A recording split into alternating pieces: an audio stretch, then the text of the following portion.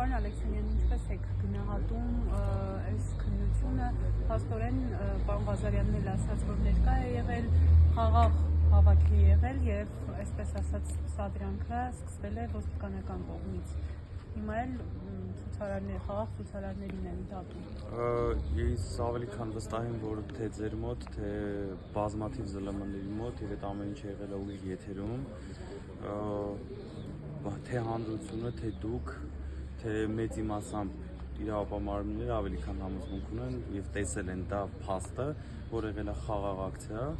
եւ այս ժամանակահատվածում, այս 10 ամիսների ընթացքում ավելի քան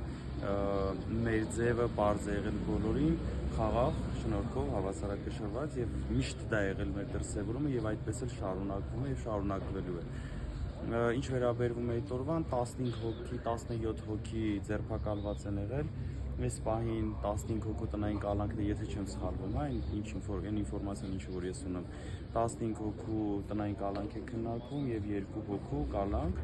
Ես գնահատում եմ որպես աբսուրդային, սա իշխանությունների վախի դրսևորումն է, սա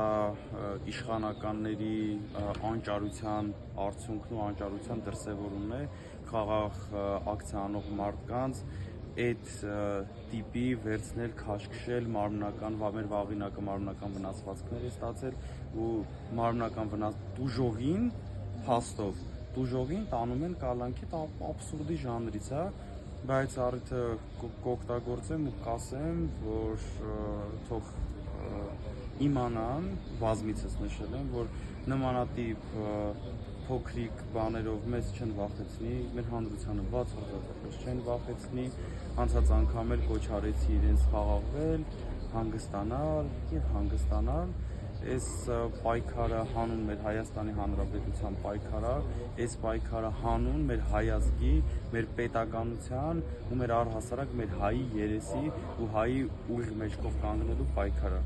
Այս պայքարին ինչ որ տես փոքրիկ, ինչ որ նմանատիպ միջամտություններով ոչ կարող են դանդաղեցնել, առհասարակ չեն կարող կանգնացնել, անգամ չեն կարող դանդաղեցնել եւ ասեմ ավելին, նմանատիպ ամեն